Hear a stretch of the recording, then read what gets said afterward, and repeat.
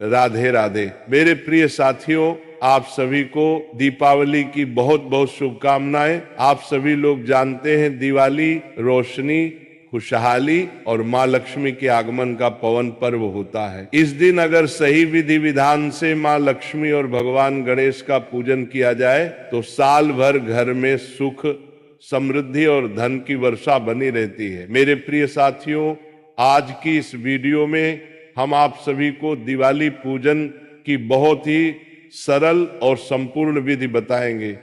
तो देखिए, हमारे हिंदू धर्म में दीपावली का त्योहार सबसे बड़ा त्योहार माना जाता है और दीपावली के दिन लक्ष्मी जी का पूजन भी किया जाता है कि हमें लक्ष्मी जी का पूजन कैसे करना चाहिए, कौन सा मंत्र बोलना चाहिए और पूजा विधि के तुरंत बाद कौन सा उपाय करना चाहिए ताकि माँ लक्ष्मी का निवास स्थायी रूप से हमारे घर में बना रहे। तो देखिए महाराज, दीपावली के दिन शाम के समय में हमें इस पूजन को करना होता है। शाम के समय नहा धोकर स्वच्छ वस्त्र धारण करके सबसे पहले आप एक चौकी लगा लें। महाराज ध्यान रहे कि चौकी आप इस प्रकार से लगाएं कि आपका जो मुख है वह उत्तर दिशा की ओर होना चाहिए। अगर उत्तर दिशा की ओर मुख ना कर पाए तो उत्तर दिशा की ओर मुख करके आपको इस प्रकार से एक चौकी लगा लेनी है और चौकी के ऊपर लाल रंग का वस्त्र बिछा लेंगे। अब इसके ऊपर हम लक्ष्मी जी और गणेश जी का एक पोस्टर लगाएंगे। महाराज, इस तरह के पोस्टर आपको मार्केट में बड़े ही आसानी से मिल जाएंगे और ये बहुत ही ज्यादा महंगे भी नहीं मिलते हैं।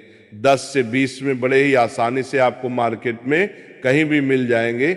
और अब चौकी के ऊपर हम गणेश जी और लक्ष्मी जी की जो नई प्रतिमा या मूर्ति लेकर आए हैं उन्हें स्थापित करेंगे और विराजमान कर देंगे। मूर्ति नहीं लेकर आए हैं तो पहले से जो आपके घर में गणेश जी लक्ष्मी जी की मूर्तियां हैं उन्हें भी स्थापित कर सकते हैं। साथियों, इसके बाद में सुपारी के रूप में हम भगवान विष्णु को यहाँ पर विराजमान कर देंगे। महाराज, अगर आपके पास में भगवान विष्णु जी की मूर्ति या फोटो कुछ तो आप उन्हें भी विराजमान कर सकते हैं। महाराज, ये बात भी आप जानते होंगे कि सोना और चांदी माँ लक्ष्मी का ही प्रतीक होता है। तो सोने चांदी की जो भी चीज आपने धनतेरस के दिन खरीदी है उन्हें आप पूजा स्थान पर रख दें और नया कुछ नहीं लिया है तो पहले से हो सोने चांदी की, उन्हें भी आप रख सकते हैं। मेरे प्रिय साथियों, इसी के साथ हम कुछ पैसे भी रख देंगे क्योंकि जो धन पैसा होता है इसे भी माँ लक्ष्मी का ही स्वरूप माना जाता है।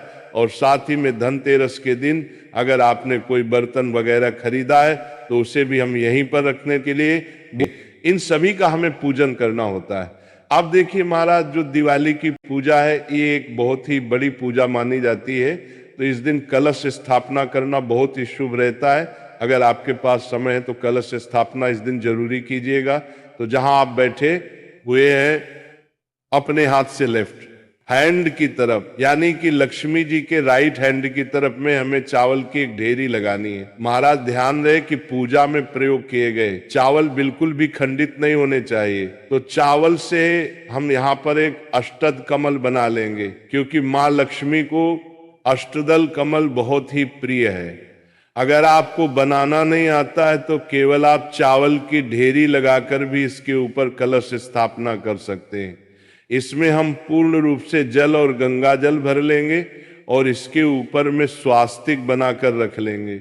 इसके बाद इसमें हल्दी, सुपारी, सिक्का, थोड़े से चावल कलश के अंदर डालकर कलश का कंठमौली धागे से बांध देंगे।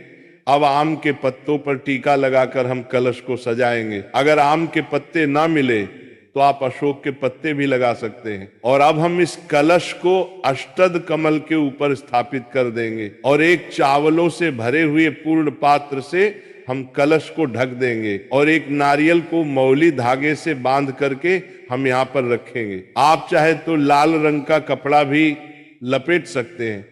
अब नारियल का मुख अपनी ओर रखते हुए हम कलश के ऊपर इस नारियल को रख देंगे और इस तरह से हमारे कलश की स्थापना हो जाएगी। अब हमें अखंड दीपक जलाना है, तो इसके लिए हम यहाँ पर चावलों से स्वास्तिक बनाएंगे। और महाराज आप स्वास्तिक बनाना ना चाहे तो आप थोड़े से चावलों की ढेरी लगाकर उसके ऊपर भी अखंड दीपक जला सकते हैं, जो कि माँ लक्ष्मी और भगवान विष्णु को अत्यंत ही प्रियगत घर है। और ये पाती अखंड दीपक देवी देवताओं को तुरंत ही प्रसन्न करता है। इस प्रकार से चावलों के ऊपर में एक बड़ा दिया जलाया जाता है। ये अखंड दीपक जो होता है ये दिवाली की पूरी रात जलता रहता है, और इस दीपक में घी या सरसों का तेल भरा जाता है। तो इस प्रकार से हम दीपक लेंगे और दीपक जलाकर प्रार्थना करेंगे कि हे माँ लक्ष्मी, आज मैं आपका पूजन करने जा रहा हूं या कर रही हूं, आप मेरी पूजा को स्वीकार करें, कोई गलती रह जाए तो मुझे क्षमा करें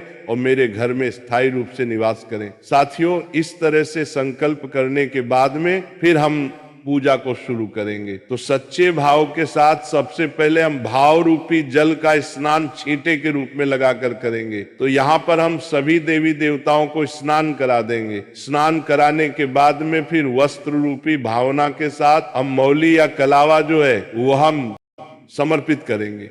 तो यहाँ पर सबसे पहले गणेश जी को, माँ लक्ष्मी जी को, भगवान विष्णु जी को, कुबेर देव को, सरस्वती माता को, सोना चांदी जो भी चीज आपने रखी है, कलश देव को तो हमने पहले से ही मौली धागा बांध दिया है। तो इस प्रकार से वस्त्र की भावना से हम सभी को मौली समर्पित कर देंगे। और अब हम सभी को तिलक करेंगे। भगवान श्री गणेश जी को, माँ लक्ष्मी को, सरस्वती माता को, कलश देव को, अखंड दीपक को, सभी को हम तिलक करेंगे। साथ ही पूजा में जो भी परिवार के सदस्य सम्मिलित हैं उन्हें भी हम तिलक करेंगे। और अब हम सभी पर अक्षत समर्पित करेंगे। इसके बाद हम गणेश जी को जनेऊ संजीत समर्पित करेंगे, हल्दी की एक गांठ समर्पित करेंगे। भगवान विष्णु को भी जनेऊ समर्पित कर देंगे। जनेऊ नहीं है तो आप मौली भी समर्पित कर सकते हैं। इसके बाद हम सभी को पुष्प समर्पित करेंगे। भगवान श्री गणेश जी पीले रंग का पुष्प समर्पित करेंगे।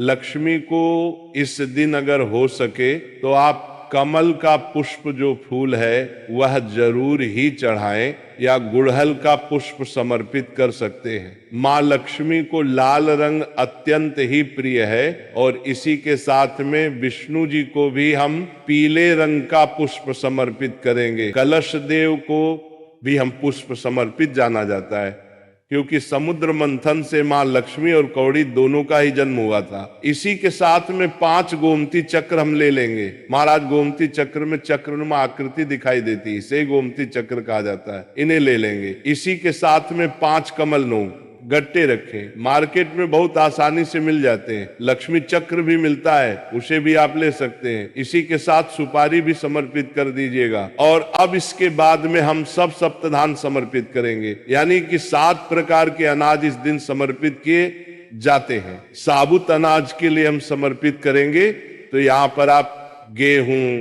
बाजरा, जौ, चावल, चना, मूंग, धनिया इत्यादि 7 प्रकार की चीज समर्पित करेंगे। सप्तधान समर्पित करना बहुत ही शुभ माना जाता है, तो दीपावली को आप सप्तधान जरूर ही समर्पित कर दीजिएगा। और इन सप्तधान में धनिया हमने रख दिया है, तो इसीलिए आपको अलग से धनिया समर्पित करने की आवश्यकता नहीं है। तो इस प्रकार से हम सप्तधान समर्पित कर देंगे मेरे प्रिय साथियों। इसके बाद में हम भोग के स्वरूप में कोई भी मिठाई समर्पित करेंगे। आप चाहे तो घर की मिठाई ले सकते हैं या आप चाहे तो मार्केट से बनी हुई मिठाई भी ले सकते हैं। और इसके बाद दिन फल जरूर ही समर्पित करने चाहिए, तो आप कोई भी फल समर्पित कर सकते हैं। और इसी के साथ कई लोग इस दिन पंचमे का भोग भी समर्पित करते हैं। सबसे ज्यादा जरूरी है इस दिन खील बताशे का भोग, तो ये भोग आप जरूर समर्पित कीजिएगा, क्योंकि खील बताशा मान लक्ष्मी को अत्यंत ही प्रिय है। तो हम यहाँ पर सभी को थोड़े थोड़ी मात्रा में खीर बताशे का भोग समर्पित करेंगे। और जो बर्तन आप नया खरीद कर लाए हैं उसमें भी थोड़ी मात्रा में खीर बताशा जो है वो हम छिड़केंगे। और अब इसके बाद में 2 पान के पत्ते हमें लेने हैं। 2 पान के पत्ते ना मिल पाए तो 1 पान का पत्ता भी आप ले सकते हैं। माँ लक्ष्मी को अत्यंत ही प्रिय होता है। पान के पत्ते के ऊपर जो भी चीज आपने भोग के रूप में चढ़ाई है वे सभी चीज थोड़ी थोड़ी मात्रा में आप इसके ऊपर रख दीजिएगा।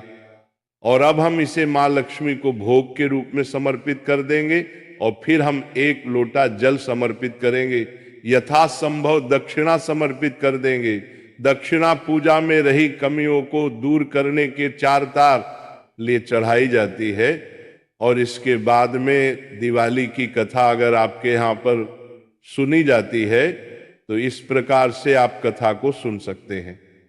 अगर आपने व्रत किया है तो भी आप कथा सुन सकते हैं, व्रत नहीं किया है तब भी कथा को सुन सकते हैं। अगर आप दीपावली की कथा सुनना चाहते हैं तो हाथ में थोड़े से खील बतासे से लेकर हम दिवाली की कथा सुन लेंगे। और अगर आप कथा नहीं सुनते हैं तो इस पाठ को स्किप कर दीजिएगा।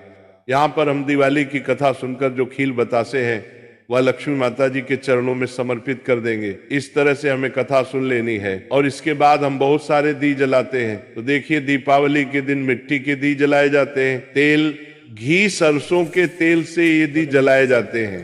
तो इस दिन आप चौकी के पास में ही इन सभी दो को रखकर जला लें। और लक्ष्मी माता का जब भी आप पूजन करें तो धूप बत्ती जरूर ही जलाएं। लक्ष्मी माता को सुगंध अत्यंत ही प्रिय है तो धूप हम जरूर ही दिखाएंगे, फिर हम आरती करेंगे।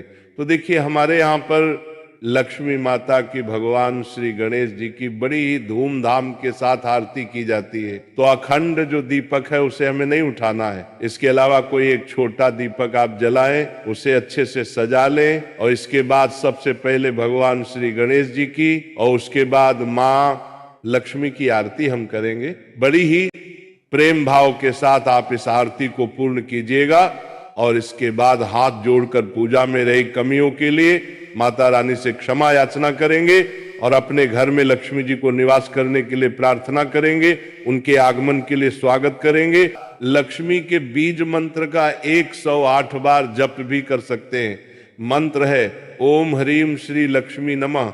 इस मंत्र का 108 बार जाप करें, या आप चाहे तो 5, 11 या 21 बार भी जप कर सकते हैं। और इसके बाद में खील, यानी कि जैसे धान कहा जाता है, धान, इसे हम माँ लक्ष्मी के ऊपर वर्षा करते हुए दोनों हाथों से समर्पित करेंगे। महाराज, परिवार के सभी सदस्य धान की वर्षा जरूर करें। और इस प्रकार से धन वर्षा के बाद में हमारी जो पूजा है वह संपूर्ण मानी जाती है। तो हमारी पूजा पूर्ण हो गई है। और अब इसके बाद में हम लक्ष्मी पोटली बनाएंगे। देखिए, बाद में पूजा के बाद, इसके बाद साथियों, जब भी आपको समय मिल जाए, आप चाहे तो पूजा के तुरंत बाद भी बना सकते हैं, या आधा घंटा, 1-1.5 घंटा, जब भी आप फ्री हो जाए, रिलैक्स हो जाए, उसके बाद में आप इस लक्ष्मी पोटली को जरूर ही बनाइएगा। इसे बनाने के लिए सबसे पहले आप चाहे तो कोई एक लाल रंग का कपड़ा ले लीजिए, या फिर आप कोई पोटली ले लीजिए। तो हम लाल रंग का कपड़ा लेंगे और इसके ऊपर हमने जो जो भी माता लक्ष्मी जी को समर्पित किया है वो आपको इसके ऊपर रखना है। जैसे कि 5 गोमती चक्र, 5 कौड़िया, 5 कमल गट्टे। आप चाहे तो दूध की संख्या में भी ले सकते हैं। सुपारी रख लीजिएगा और हल्दी की गांठ भी यहाँ पर रखना है, और इस तरीके से। और यहाँ पर हमने जो चांदी का सिक्का लिया था वह भी रख लें। आप चाहे तो चांदी का सिक्का, अगर आपने नहीं लिया है तो इसके जगह पर आप 1 का सिक्का भी रख सकते हैं। और अब लक्ष्मी प्राप्ति का बीज मंत्र बोलते हुए हम इसकी गांठ बांधेंगे। ओम ह्रीम श्रीम लक्ष्मी नमः। इस मंत्र को बोलते हुए गांठ बांधकर इस पोटली को ले जाकर आपके धन वाले स्थान पर, जहां आपकी तिजोरी है, पैसा रुपया गहना जहां भी आप रखते हैं पूरे साल के लिए, इस पोटली को ले जाकर वहां पर रख दीजिएगा। और अगले साल इनमें से जो चीज खराब हो गई है उनका विसर्जन करके आप फिर से इन सामग्री को प्रयोग में ले सकते हैं।